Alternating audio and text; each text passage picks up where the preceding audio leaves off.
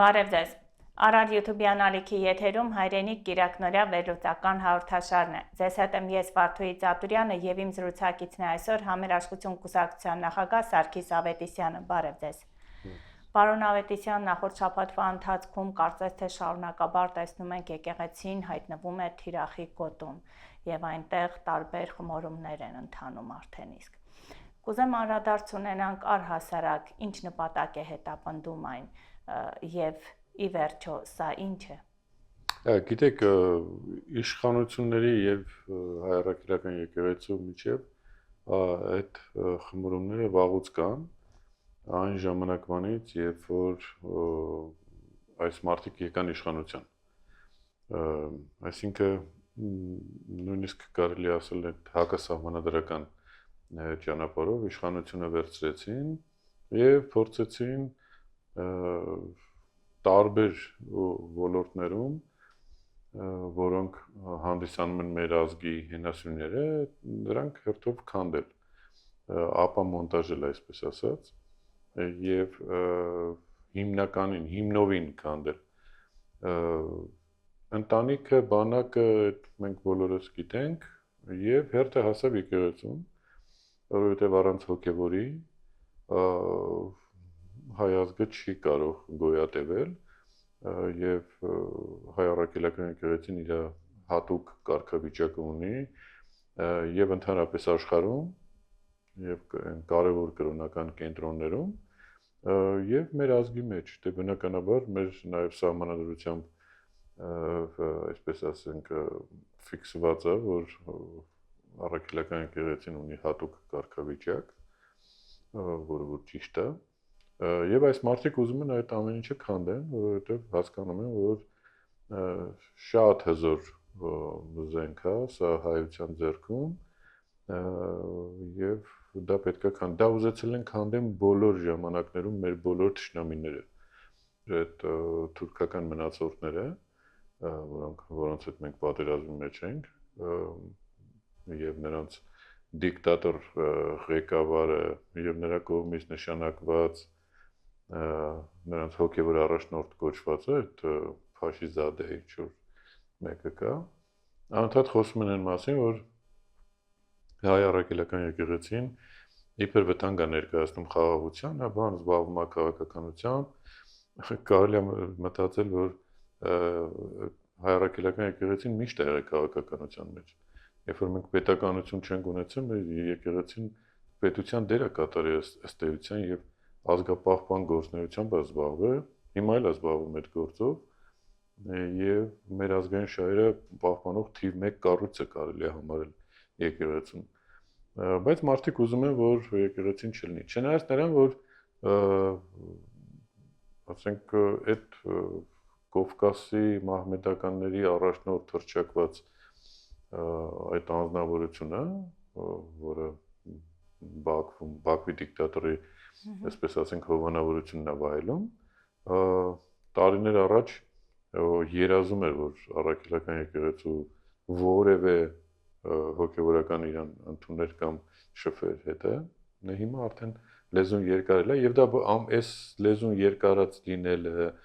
մեր այս կարգավիճակը, մեր եկեղեցու այս կարգավիճակը, իհարկե դա ժամանակավոր է, շատ արագ փոխվելու է, բայց այս կարգավիճակին բերել են այս իշխանությունները իրենց գործնեությամբ։ Իր այդ գործելակերպով, իր պարտություն կրելով եւ իրենց ընդհանրապես բանի տեղ չդնելով, տեսեք, անընդհատ առաջարկում են, որ իբր բանը խոսենք, մեկ նախկին նախագահներին հրավիրում խոսելու, որոնք առհամարում են չեն գալիս, գերտերությունների ղեկավարներին անընդհատ առաջարկում խոսենք, չեն գալիս, նույնիսկ դեպքեր արձանագրվում, որ սուրճ խմելու է հրավիրում չեն գալիս, այսինքն ոչ ոք այլևս լուրջ չի ընդունում։ Ես ուզում եմ այն հանգամանքի շուրջ խոսենք առհասարակ, ինչու սա արվեց այսպես հրապարակայնորեն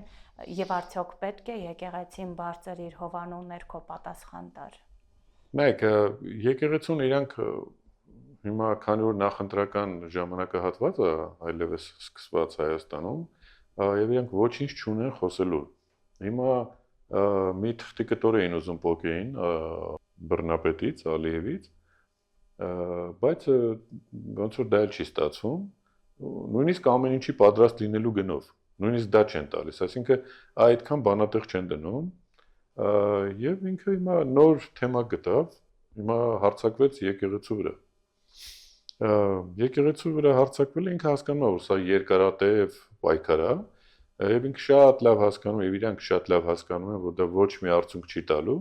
ուղղակի վնասում են եկեղեցուն եւ ժողովրդի մեջ փորձում են, այսպես ասենք, ժողովրդի աչքից գցեն եկեղեցուն, բայց դա չի ստացվում իրանց մոտ, ուղղակի հակառակն է ստացվում։ Հիմա ժողովուրդը կոնսոլիդացվում է եկեղեցու շուրջ։ Իհարկե, այդ ամեն ինչը սկսեց այն բանից խորհրդաժողովից հետո, երբ որ ամենայն հայոց կաթողիկոսը Բեռն քաղաքում Շվեյցարիայում եւ այնտեղ քննադատեց Ադրբեջանի գործողությունները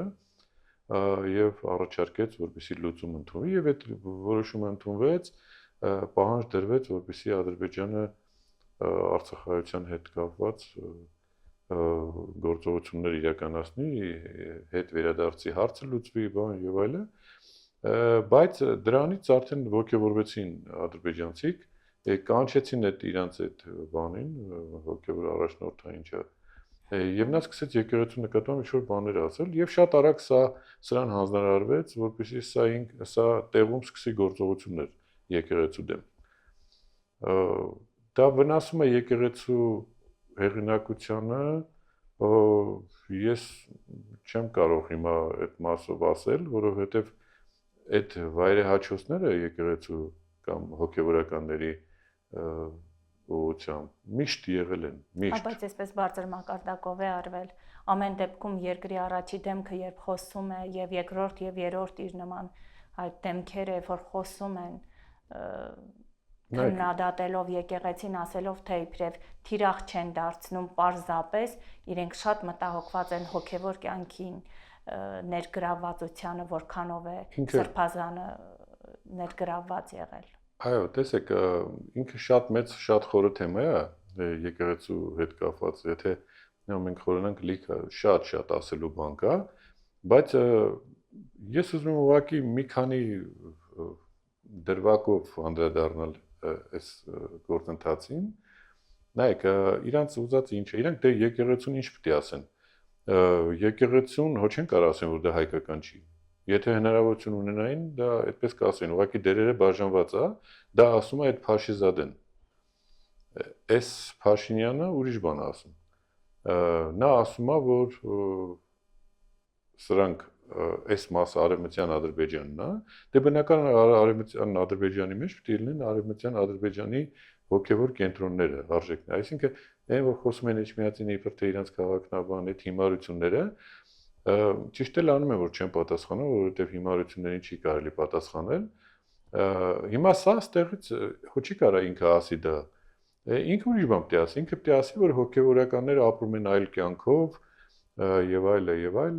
Վարկաբեկի հոգևորականներին տեսեք այս Facebook-յան բաներում ինչ նկարներ են գցում հոգևորականների հետ, բանդե նույնիսկ ծիծաղելի է այդ ձևով փորձել առաքելական եկեղեցուն վարկաբեկել, քանի որ հայ առաքելական եկեղեցին աշխարհում այն եզակի եկեղեցիներից է եւ գրեթե միակն է, որը շատ ավելի մաքուր է, քան մնացած բոլորը։ Տեսեք կաթոլիկ աշխարհի հոգևորականները ինչ բաների մեջ են, սկանդալների մեջ են հայտնվում պարբերաբար, բայց մերոնք շատ ավելի զուսպ են եւ շատ ավելի գերագետ են, շատ ավելի խելացի են, շատ ավելի ազնիվ են։ Իհարկե կան դեպքեր, որոշ դեպքեր կան, բայց այդ դեպքերը ինչ կապ ունի ընդհանուր գործունեության հետ։ Հիմա իրանք թիրախավորել են, հաջողվում է այս պարագայում, երբ հոգևորականները իրար դեմ են արդեն փորձում խոսել ու պարակտել մեջից այնց։ Ուրեմն բնականաբար եկեղեցու մեջ կլինեն մի քանի հոգի, ասենք 1, 2, 3 հոգի, որոնք այլ հատուկ ծառայությունների կողմից, այսպես ասենք, բան են արված, Ներմուծված են, այո։ Հա, ներմուծված են կամ դարձել են գործակալներ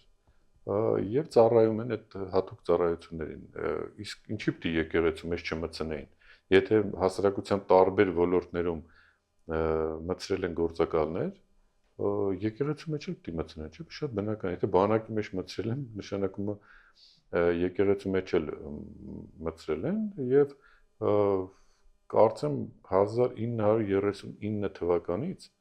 այդպիսի գործընթաց էր գնում, որպեսզի առաքելական եկեղեցու մեջ մտցնեն մարդիկ, որոնք հետո ինչ-որ պահի պիտի ծառայեն այլ երկրների հատուկ ծառայություններին։ Դե դա էլ ուրիշ խնդիր է, բայց որ դրանք կան, դա պարզ է։ Մեծամասամբ առաքելական եկեղեցու հոգևոր առաջնորդները դրանք շատ պարկեշտ, խելացի, ազգանվեր, հայրենասեր մարդիկ են եւ շատ եկեղեցին ուղղակի նախանձում են, որ այսպիսի մարդիկ են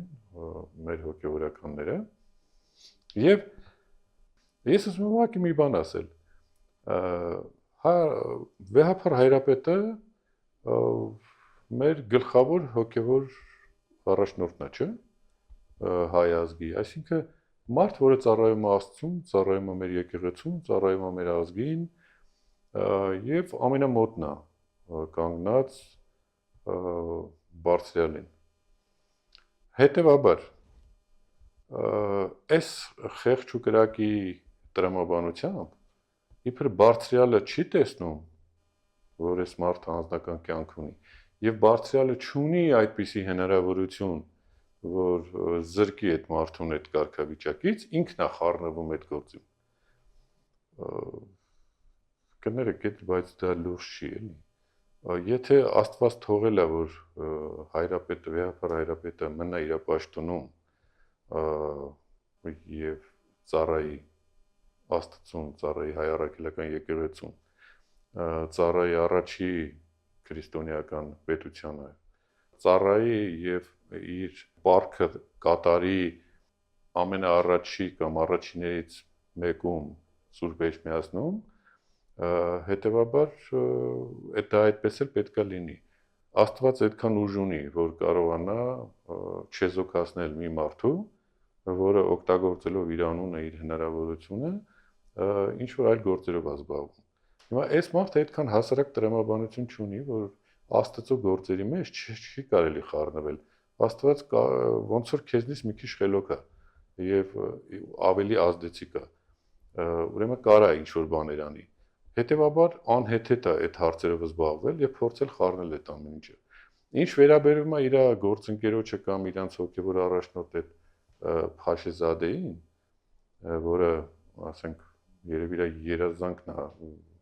երբևիցե մեր Վեհափար Հայրապետի կողքով անցնի կոնե մի քանի մետր, հիմա ասում եմ ես չեմ պատրաստում, ով ես դու որ պատրաստես հանդիպելու կամ չհանդիպելու, այդ ընդհանրապես ձեզ հաջողվել է Հայաստանում մեկին բերել իշխանության, որը ձեզ օգնում է։ Այլապես դուք ով եք, ով է ձեզ ճանաչում, դուք ում եք պետք ընդհանրապես, դուք ինչ եք ձեզնից ներկայացնում։ Մի հատ գնացեք Երուսաղեմ, տեսեք առաքելական եկեղեցին ինչ է իրանից ներկայացնում, այն հանդիպումներում, որտեղ Հռոմի Պապը անցկացնում է պաշտոնական, տեսեք ինչ վերաբերմունք կա Վեհափար Հայրապետին եւ հայ առաքելական եկեղեցին իրանից ինչ է ներկայացնում։ Այդ ծիծաղելի հա ոտի տակ եք ընկնում, մեջտեղ եք ընկնում, որ իբր թե մենք էլ ենք ազգ։ Դուք ոչ ազգ եք, ոչ էլ ինչ որ առաջնորդ ունեք, որը զբաղված է ինչ որ հարցերով։ Դուք ծիծաղելի բան եք ընդամենը, մի հատ մարդկային կույտ եք, որը հավաքվել եք, որոշակի հաջողություններ ունեք, որը շատ կարճ է տևելու, ասեմ ձեզ։ Այդքան մի ուրախացեք, որ շատ մոտ ապագայում այդ ամեն ինչը փոխվելու է եւ ընկնելու է իր տեղը։ Այն թուրքերը իրականում այդքան խելք ունեն, էլի, որ այդպիսի բաներ չխոսան եւ իրանք ուղղակի քանի որ գիտեն որ այս կեղծ պետությունը fake պետությունը Ադրբեջան կոչված է շատ արագ վերանալու է ամեն ինչ գցում են սրանց վրա որ սրանք խոսան բայց այս ամենաթողությունը չի գալիս մեր իշխանավորների լրելյալ ու ոչ ճիշտ վարքագծից այո մեր իշխանավորների զգալի հատվածը եթե ոչ բոլորը կարող է եւ ինչ որ մարդիկ կան որոնց մենք չենք ճանաչում ազնվորեն աշխատում են, չգիտեմ։ Բայց այն հիմնական 99%-ը որոնք ծառայում են այս իշխանությանը, այդ մարդիկ ուղղակի նպաստում են, որպեսզի բռնապետ Ալիևի ցանկությունները իրականացվի Հայաստանում։ Թե ինչի են տենց անում, կարծում դժվար չի հասկանալ։ Եթե դու պարտվել ես, լավագույն քայլը պետք է հեռանալ իշխանությունից, որ ազգը շարժվի, ազգը գնա իր գիտեք, այնպես չի, որ մենք հնարավորություն չունենք այդ ամեն ինչին պատասխան տալու, բայց քանի որ ղեկավար ունենք, որը վախենում է նրանից, հետեւաբար դա չի ստացվում ու տենց մնացել է հիմա։ Տեսեք, իր պաշտոնավարման ընթացքում պարբերաբար մենք տեսնում ենք պառակտման տարբեր ձևերի դրսևորումներ, այժմ էլ դեպի Ռուսաստան կամ դեպի Եվրոպա, Արևմուտք, այս ձևաչափն է գործում, մենք տեսանք, երբ Մոսկվայից հյուր ունեցանք այս գործընթացները, որոնք դեպի Եվրոպա գնացողներն են եւ հիմա դեպի Ռուսաստան աջակիցները, այսինքն հասարակությանը իրար դեմ չէր կարելի այնպիսի քաղաքականություն վարել, որ հասարակությունը նման բաշխումների կամ բաժանումների գոնե թե չգնար։ Նայեք, մենք միշտ այդ մասին խոսել ենք, չէ՞, որ դա կեղծ կատեգորիա է եւ կեղծ գործողություններ են, որոնք հիմա Հայաստանում իրականացվում են, միշտ առաջ են բերում, որպեսզի ինչ-որ պառակտում լինի ժողովրդի մեջ։ Վերցրեք նորմալ միջին հային եւ կտեսնեք ինքը ոչ ռուսամետ, ոչ ամերիկամետ այդպիսի բաներ ինքը չունի։ Ինքը սովորական հայ մարդ է, որը շփվում է եւ ռուսների հետ, որ շփվում է եւ եվրոպացիների հետ, եւ արաբների հետ, եւ պարսիկների հետ։ Այսինքն մարդկանց մեջ դա չկա, դա արհեստականորեն մտցնում են մարդկանց մեջ եւ ստեղծում են ինչ-որ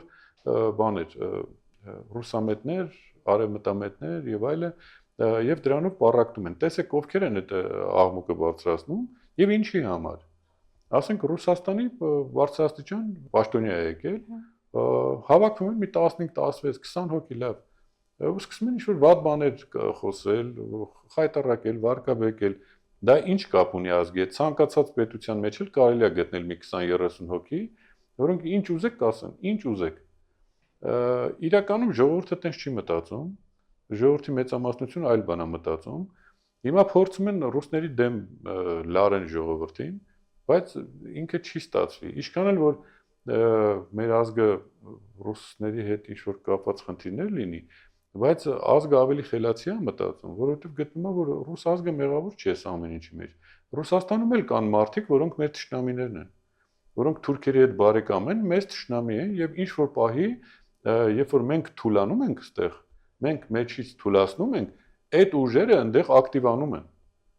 Նայեք, նույնը եվրոպական երկրներում է, կան մեծ բարեկամ ուժեր, կան մեծ թշնամի ուժեր։ Նայած թե որտեղ ոնց, այսինքն ամեն ինչ կախված է մեզանից, եթե մենք ճիշտ քաղաքականություն ենք վարում, ճիշտ արձագանքներ ենք ստանում։ Մենք բազմիցս այդ մասին խոսել ենք, մենք թշնամի երկիր չունենք։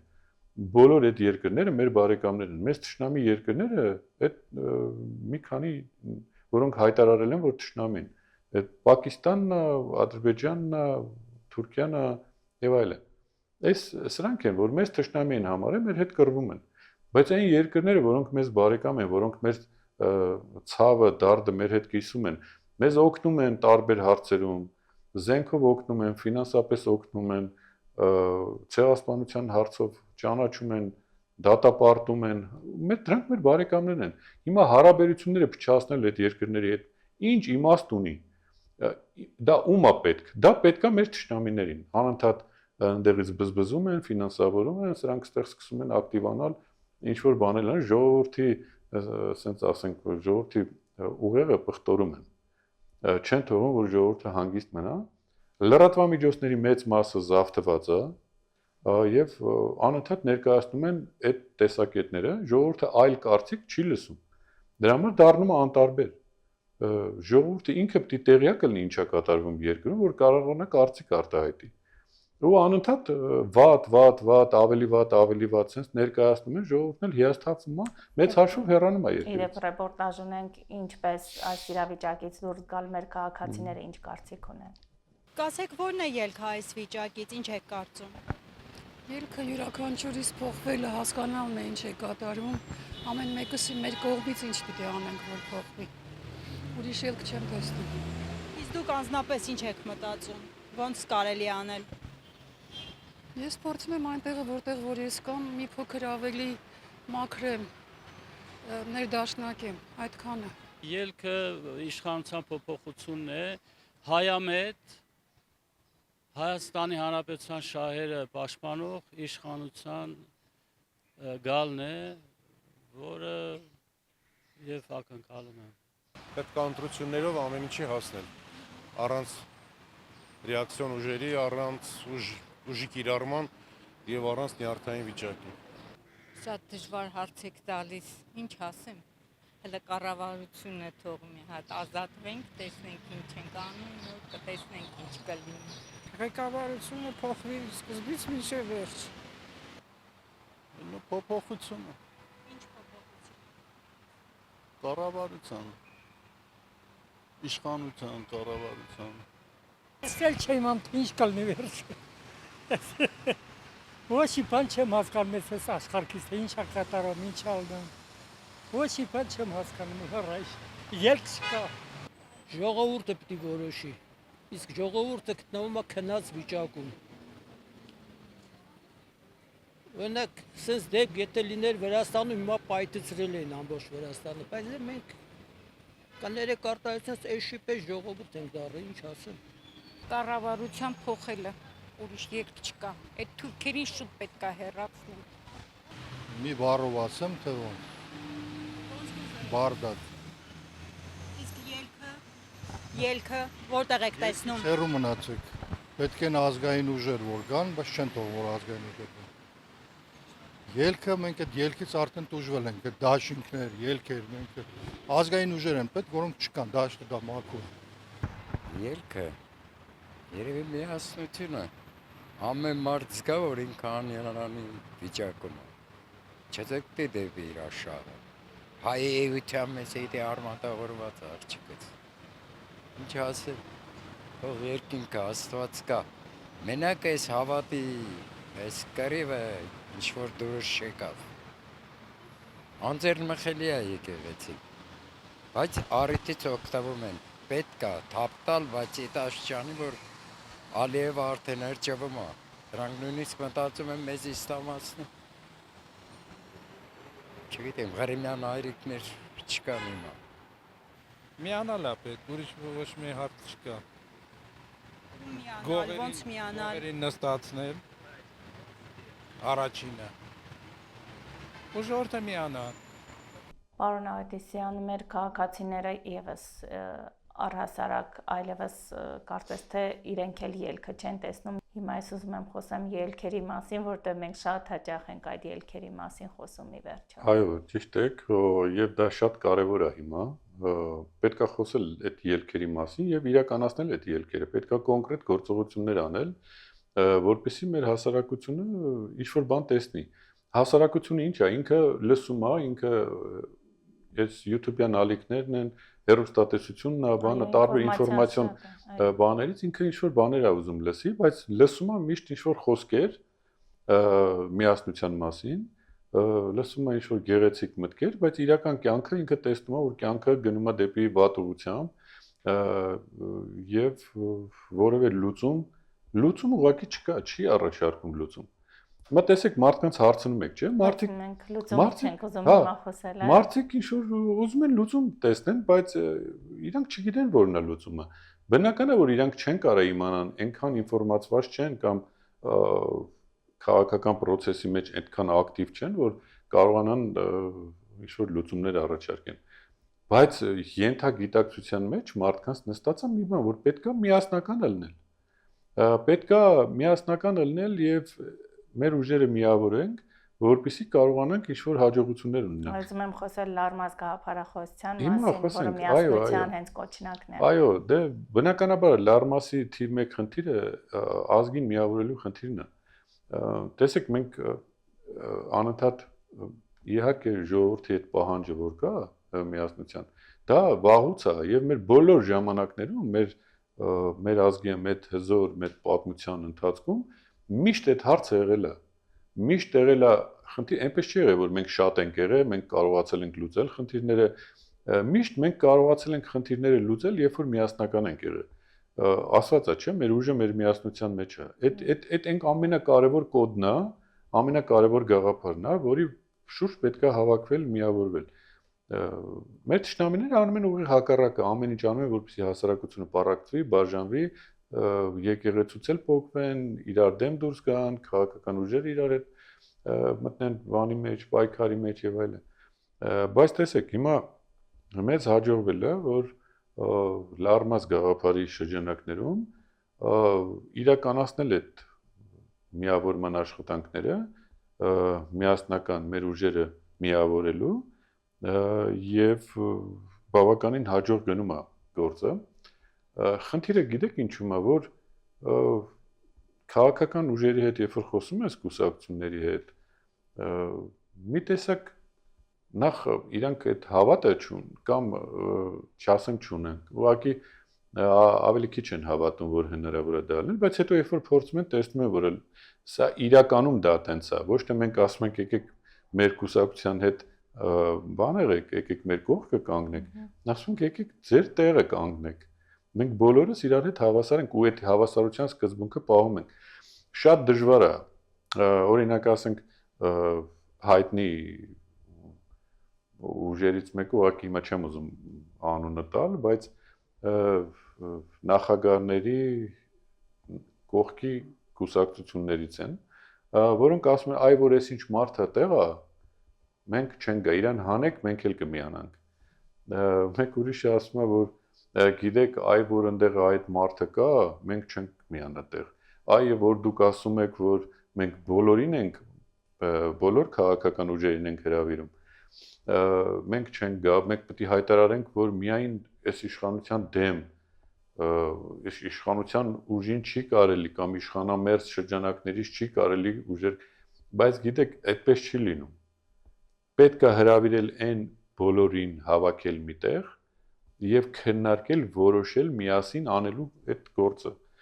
Ես ձեզ կարող եմ վստահեցնել, չկան այտենց խնդիրներ, տարաձայնություններ, որ քաղաքական ուժերը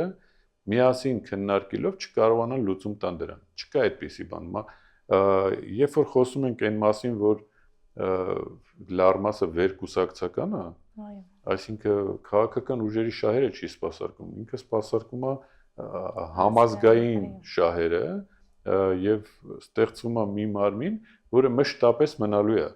Կապ չունի այսօր իշխանությունը ովքեր են, 20 տարի հետո էլ է լարմասը լինելու, 100 տարի հետո էլ է լինելու, միշտ լինելու է։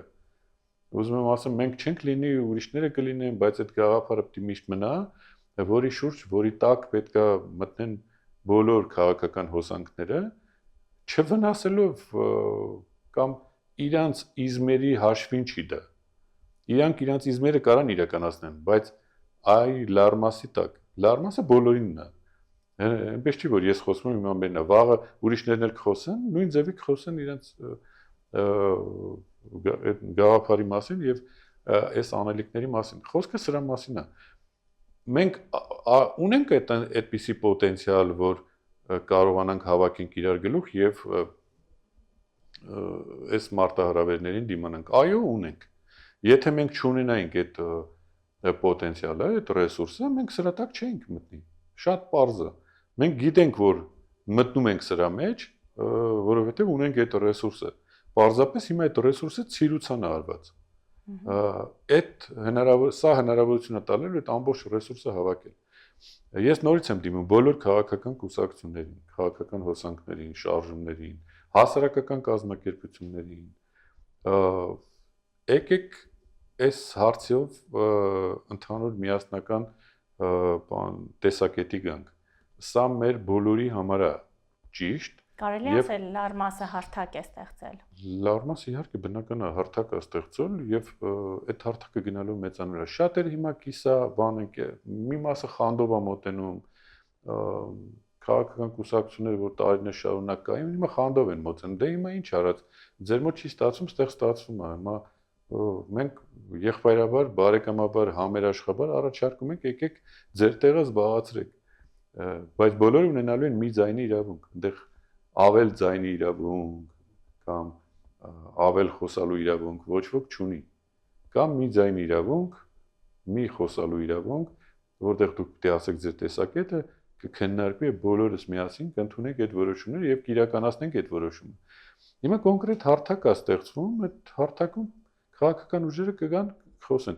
Լրատվամիջոցները, որ չգիտեմ, ամեն ինչով զբաղված են բացի ազգին միավորելու գաղափարի, կգան այդտեղ կնայվ կլուսաբանեն այդ լավ գաղափարները, եւ մեր հասարակությունը կտեսնի, որ այո, մենք իսկապես շատ կարևոր ազգ ենք, շատ կարևոր։ Եվ դրա համար այս աշխարհի վտանգավոր ազգերը, այսպես ասենք, մի քանի ազգ կա, որ շատ վտանգավոր են։ Այդ վտանգավոր ազգերը իրանց մեզ տեսնում են կոնկուրենտ եւ մեզ տեսնում են, որ մինչեւ հայերի հարցերը չլուծվի, չեն կարող իրանք վերջնականապես կործանեն աշխարհը։ Այսինքն հայերն են, իսկ հայերի հիմքը եկեղեցին է, եւ հայերի այդ միասնականությունը, տեսեք, երկար ժամանակ խոսվում էր, որ մենք այդ համաշխարհային process-ներից դուրս ենք։ Մեզ դուրս հանեցին այդ process-ներից։ Մենք այդ համաշխարհային process-ների մեջ այդ գլոբալիստական աշխարհը որ կա, ինքը իրանով այդքան վատ բան չի գլոբալիզմը, բայց սրանք գլոբալիստական աղանդներ են։ Մենք մեր ազգը, ամենագլոբալիստական ազգը հայ ազգն է, որովհետև աշխարհի ցանկացած վայրում հայը իրան զգում է որպես որպես տեր, որպես տիեզերքի մի մասնիկ եւ ինքը լավ պատկերացնում է ինչ պետք է անի։ Հետևաբար մեր համար աշխարհով տարածված ազգ ենք, մենք չենք կարող տենց երկրորդական լինենք։ Մենք ամենագաղափարական ազգն ենք, ամենագաղափարական։ Մենք որոշ, այսպես ասենք, գիտական աստիճան ունեցող մարդիկ ասում են, որ հայերի մեջ գաղափարախոսություն չի կարող բան։ Ոնց կարող հայերի մեջ գաղափարախոսություն չլինի։ Ոնց կարող ազգային գաղափարախոսություն հայերի մոտ չլինի։ Հայերը ամենագաղափարական ազգն են, որովհետև ամենաառաջի իդեոլոգիան, գաղափարախոսությունը, որ տարածեցին այդ քրիստոնեություններ, հայերը սարքեցին պետական գաղափարախոսություն, պետական կրոն դարձրեցին, չէ՞, ու դարձրեցին գաղափարախոսություն ու սկսեցին աշխարհով մեկ տարածել։ Ու աշխարհը, որ այս քրիստոնեական արժեքները ունի, այդ հիմնականում հայերի միջոցով ա եղել, չէ՞։ Հայերն են սովորացրել, որ դա պետական կրոն լինի, որ քրիստոնեությունը առաջադեմ կրոն է, ամենամարդասիրական կրոնը, քրիստոնեությունը հայերի միջոցով տարածվել է։ Այսօր փորձել դա վարկաբեկել նշանակում է ծառայել Ալիևին։ Ալիևը, որը ասենք, չգիտեմ, երեք չեմ իսօրը հասկացել, որ ինչ-որ պետություն կա, բան կա, որը վաղ չեմ իսօր էլ վերանալու։ Պարոն Արտիսյան, ես միասնության մեր կոչով ավարտենք այսօրվա մեր հաղորդումը, քանի որ ժամանակը սպառվել է։ Այո։ Եվ կոչ անենք նաև մյուս կուսակցության ղեկավարներին ու կազմակերպություններին միանալ Լարմաս գաղափարախոսությանը։ Այո, Լարմասը գործում է, որ Լարմասը մեր սեփականությունը չի։ Մենք Լարմասին միացել ենք ձեր նման, ոնց որ դուք եք միանալու վաղը, ոնց որ այն ուժերը միացել են, մենք էլ նույն ձևի միացել ենք Լարմասին եւ ակտիվ աշխատում ենք։ Բարի։ Պարոն Արտիսյան, հետևենք Լարմասի գաղափարախոսության զարգացմանը եւ նաեւ մեր հետևորդներին հորդորենք հետևել մեզ եւ իրենց կարծիքն ու մեկնաբանություններն ասեն։ Մնացեք խաղաղությամբ, Աստված ձեզ պահապան։